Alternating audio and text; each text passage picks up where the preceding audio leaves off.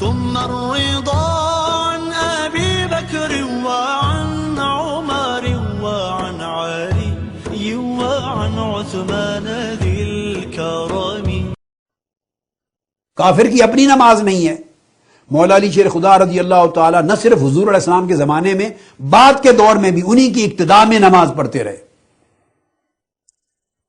تو اس سے یہ بات واضح ہو گئی کہ یہ عقیدہ امامت و خلافت جو بعد میں وضع کیا گیا اور پھر روایتیں گھڑ کے منسوب ہو گئی، کتابوں میں شیعہ کتب میں درج ہو گئی، یہ ائمہ اطہار اہل بیت کے زمانے میں اور پہلے دور میں اس کا وجود ہی نہیں تھا. یہ وجہ ہے، بڑی اہم بات ہے، چونکہ میری گفتگو کا مدار اس پر ہے، یہ عقیدہ امامت و خلافت پہلے ایگزسٹ کرتا ہی نہیں تھا، نہ صحابہ کرام کے دور میں، نہ تابعین، نہ اتباع التابعین، نہ مولا علی شیر خدا اور نہ حسنین کریمین کے زمانے میں. اس زمانے میں ایگزسٹ نہیں کرتا تھا. تو جو عقیدہ اس زمانے میں ایگزسٹ نہ کرتا ہو وہ کبھی اصل دین نہیں ہو سکتا. اگر کوئی کہے مجھ سے کہ قاضی صاحب آپ بھی تو انہیں امام مانتے ہیں، امام کہتے ہیں، بھئی میں کب انکار کرتا ہوں ان کے ائمہ اطہار اہل بیت ہونے کا، مگر میرا عقیدہ یہ نہیں ہے جو عقیدہ امامت و خلافت ہے کہ امام منصوص من اللہ ہوتا ہے اور وہی امام خلیفہ ہوتا ہے اور اس کا منکر جو ہے وہ کافر ہوتا ہے. یہ جو عقیدہ امامت و خلافت ہے یہ عقیدہ نہیں ہے، جو ثابت ہی نہیں قرآن و سنت سے. میں ان کو امام مانتا ہوں، امام ولایت، امام معرفت، امام علم، امام تقوی، امام زہد و ورع، پوری امت کا امام مانتا ہوں. امام اعظم ابو حنیفہ بھی ان کے شاگرد ہیں، ان کے بھی امام ہیں. یہ امام مالک کے بھی امام ہیں، امام شافعی کے بھی امام ہیں، امام احمد بن حنبل کے بھی امام ہیں. ائمہ اطہار اہل بیت کل ہمارے اہل سنت کے کل ائمہ کے امام ہیں، امام امت ہیں. ہم ان کو مانتے ہیں پیشوا کے طور پر، پیشوا اعظم، مقتدی اعظم، ولایت میں سب سے اونچے رتبہ ولایت کے حاملین یہ ائمہ اطہار اہل بیت. کل اولیاء ان سے ولایت کی خیرات لینے والے، ان کے دروازے سے ولایت کی بھیک لینے والے، کل طرق سلاسل ولایت اور طریقت کے ان کی معرفت ان کے وسیلے سے اوپر جاتے ہیں. ہمارے ہاں ان کی امامت کا معنی یہ ہے، وہ معنی نہیں ہے جو اہل تشیع حضرات نے غلطی سے کسی زمانے میں سیاسی حالات تھے، گھڑا اور کتابوں میں درج ہو گیا اور آج تک چلا رہا ہے. وہ عقیدہ نہیں ہے، اس کا ثبوت نہیں.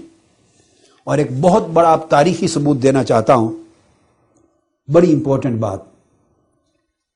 وہ یہ یاد رکھ لیجئے کہ اگر یہ عقیدہ امامت کا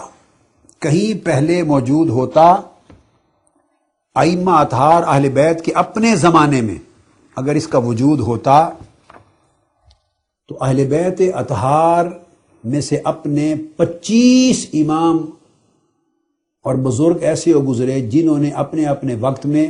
جو بنو امیہ اور بنو عباس کے خلفاء تھے یا حکمران کہیے، حکمران تھے، مگر عرف عام میں چونکہ خلفاء کا لفظ چل پڑا اور واضح رہے کہ جب خلافت بنو امیہ کا لفظ آتا ہے یا خلافت بنو عباس کا یا خلافت عثمانیہ کا، یہ خلافت ہرگز خلافت راشدہ کے معنی میں نہیں ہے، یہ حکومت کے معنی میں ہے، حکومت اور سلطنت کے معنی میں ہے. اور لفظ خلافت اس لیے استعمال ہوتا ہے کہ خلافت ایک کے بعد دوسرا تسلسل حکومت کی وجہ سے لفظ خلافت استعمال ہوتا ہے. خلف کہ جو حکومت میں تسلسل رہے، ایک کے بعد دوسرا آ جائے، تیسرا آ جائے، چوتھا آ جائے، خواہ وراثت جانشینی کے ذریعے آ رہے ہوں جو کہ سنت میں نہیں تھی، جو حکمرانوں نے اپنے خاندانی مفاد کے لیے گھڑ لی، جو تمام ادوار میں رہی، اور خواہ وہ شورا کے طریق پہ آئے جو سنت تھی صحابہ کرام کی، اور قرآن کا حکم تھا وَأَمْرُهُمْ شُورَىٰ بَيْنَهُمْ، فیصلے باہمی شورا سے کرنا. مگر چونکہ وہ پے در پے ایک کے بعد دوسرا تیسرا حکومت کا تسلسل آ رہا ہوتا ہے، اس تسلسل کی وجہ سے خلافت کہتے ہیں، جانشینی کی وجہ سے. مگر کجا خلافت راشدہ، کجا بعد کے دور کی حکومتیں اور خلافتیں. اگر یہ معنی امامت و خلافت کا خود اہل بیت میں، بڑی امپورٹنٹ بات عرض کر رہا ہوں، بڑی امپورٹنٹ، خود اہل بیت میں اگر یہ معنی موجود ہوتا 2-3 صدیوں تک اگر یہ کنسپٹ ایگزسٹ کرتا ہوتا کہ امامت اور خلافت یہ ہوتی ہے، منصوص ہوتی ہے، اور اس کے یہ تمام تر معانی ہوتے، تو پھر اہل بیت اطہار میں سے امام زین العابدین سے لے کر امام حسن مجتبیٰ کی بات میں کر چکا کہ انہوں نے الٹا ودڈرا کر لی، مصالحت کر دی۔ امام علی مقام امام حسین نے دعویٰ نہیں کیا، آپ کے عزائم یہ نہیں تھے۔ پھر امام زین العابدین سے لے کر اینڈ تک ائمہ اطہار اہل بیت نے اپنی خلافت کا دعویٰ ہی نہیں کیا کبھی زمانے میں، یہ بات اہم ہے، دعویٰ ہی نہیں کیا اپنی امامت و خلافت کا۔ اگر امامت اور خلافت دونوں کا یکجا ہونا، یعنی ظاہری خلافت حکومت، وہ اسی کی حق ہے جو امامت ہے، انہوں نے نہیں کیا، بلکہ ان کی بجائے 25 دیگر امام اہل بیت اطہار کے، ہم تو امام بزرگوں کو کہتے ہیں، پیشواؤں کو، مقتدا کو، اولیاء کو، جس طرح میں نے قرآن مجید سے ثابت کر دیا وَجْعَلْنَا لِلْمُتَّقِينَ اماما، قرآن مجید کی کئی آیات اس معنی میں، جس معنی میں ہم امام سمجھتے ہیں۔ تو وہ انہوں نے خروج کیا اور خلفائے بنو امیہ اور خلفائے بنو عباس جن حکمرانوں کو چیلنج کیا اور اپنے استحقاق کے خلافت کے لیے نکلے، فوجیں لے کر، اور شہید ہوئے۔ اگر یہ عقیدہ امامت اور خلافت کے منصوص ہونے کا کہ یہ منصوص ہے اور یہ امام ہے مولا علی شیر خدا اس معنی میں، امام اور خلیفہ، پھر امام حسن اور حسین، پھر امام اور خلیفہ امام زین العابدین، پھر امام محمد الباقر، پھر امام جعفر الصادق، پھر امام موسیٰ الکاظم، علی ذی القیاس امام حسن بصری تک، اگر یہ مقرر اس زمانے یہ کنسپٹ اگر شیعہ حضرات میں بھی ہوتا، میں بات کر رہا ہوں اہل بیت میں، خود اہل بیت خانوادہ رسول میں اگر یہ کنسپٹ ہوتا، تو انہیں چھوڑ کر دیگر ائمہ اہل بیت کیوں نکلتے جہاد کا جھنڈا، دعوی خلافت و امامت کیوں کرتے؟ خلافت کا دعویٰ، یہ بڑی اہم تاریخی بات ہے، امامت اور خلافت کا دعویٰ اہل بیت اطہار کے دوسرے لوگ کرتے رہے۔ اس سے واضح طور پہ پتہ چلتا ہے کہ اہل بیت اطہار میں اس نوعیت کا منصوص امامت و خلافت کا کوئی کانسیپٹ اور عقیدہ 300 سال تک ایگزسٹ نہیں کرتا تھا، ورنہ وہ یہ کام نہ کرتے۔ اب میں آپ کو کوٹ کرتا ہوں، سب سے پہلا خروج میں معنی میں لے رہا ہوں جہاد کے لیے نکلنا یا خلفائے بنو امیہ بنو عباس کی حکومتوں کو چیلنج کرنا، میں منفی معنی میں نہیں لے رہا، یعنی اب بلکہ خروج کی بجائے یوں کہیے انہوں نے امامت و خلافت کا دعویٰ کیا اور نکلے اپنی خلافت قائم کرنے کے لیے۔ سب سے پہلے جو نکلے وہ امام زین العابدین کے صاحبزادے حضرت زید بن علی زین العابدین بن الحسین بن علی ابن ابی طالب رضی اللہ تعالی عنہ، یہ سب سے پہلے نکلے۔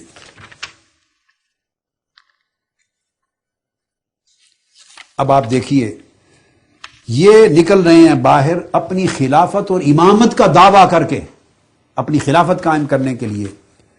اور یہ صاحبزادے ہیں امام زین العابدین کے، بھائی ہیں امام محمد الباقر کے۔ اگر ان کے خاندان میں اہل بیت میں یہ عقیدہ موجود ہوتا کہ یہ ائمہ معصوم ہیں اور اس وقت امام محمد باقر امام، تو بھائی کو اگر یہ امام مانتے، امام محمد الباقر کو، امام زین العابدین کے صاحبزادے حضرت زید ہیں، تو یہ اپنی خلافت اور امامت کو قائم کرنے کے لیے نکلتے باہر۔ یہ کوفہ میں نکلے، امام زید بن علی زین العابدین رضی اللہ تعالی عنہ کوفہ میں نکلے ہشام بن عبد الملک کے خلاف، اور والی عراق یوسف بن عمر ثقفی تھا، اس نے لشکر کشی کی اور آپ کو شہید کیا، پھر آپ کو صلیب کیا گیا، پھانسی چڑھا دیا گیا۔ میں گنتی کر رہا ہوں اہل بیت میں سے کتنوں نے خلافت و امامت کا دعویٰ کیا ان ائمہ اطہار اہل بیت کے ہوتے ہوئے۔ اس سے یہ پتہ چلتا ہے کہ یہ عقیدہ اس پورے خانوادہ اہل بیت میں 2-3 صدیوں تک موجود نہ تھا، جو ہوتا تو یہ کیوں عمل نہ کرتے۔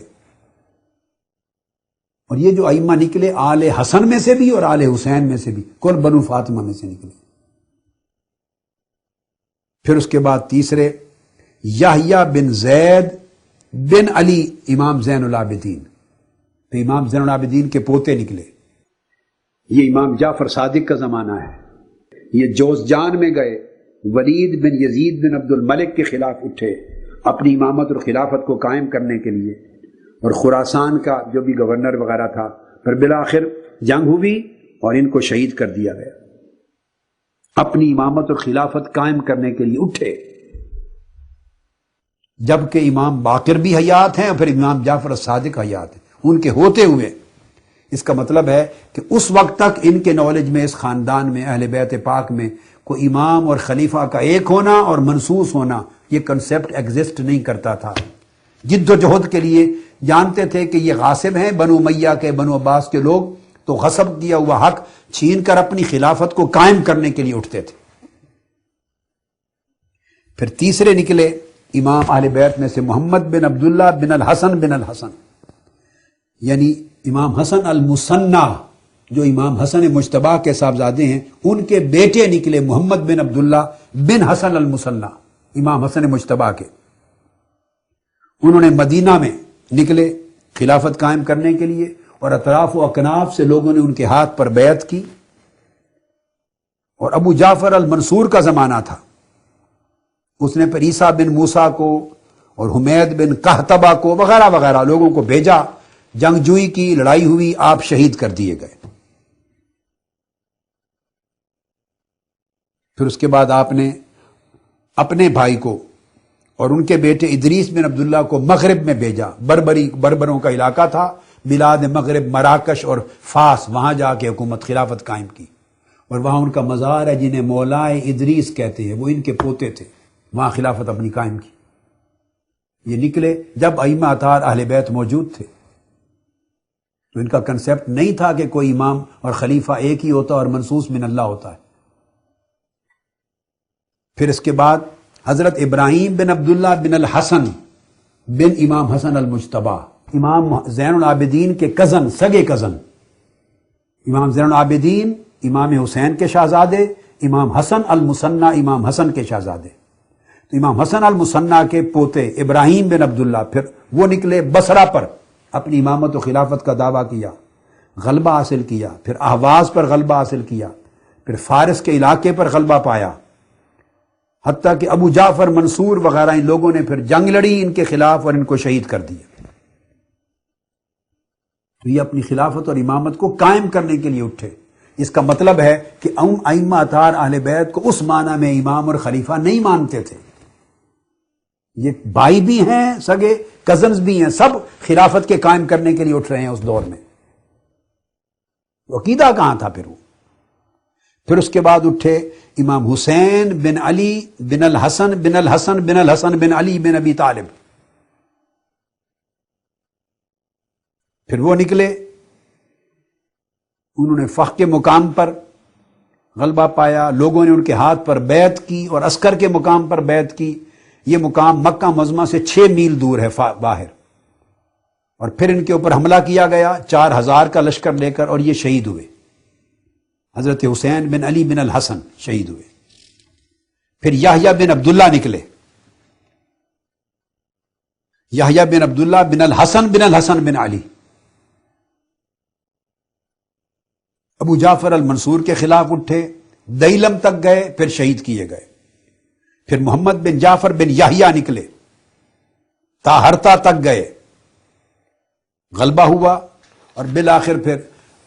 مخالفین کی جنگ سے شہید ہوئے۔ پھر محمد بن ابراہیم بن اسماعیل نکلے،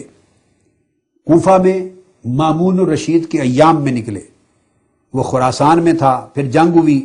آپ کو شہید کیا گیا، یا وفات ہوئی تو کوفہ میں دفن کیے گئے۔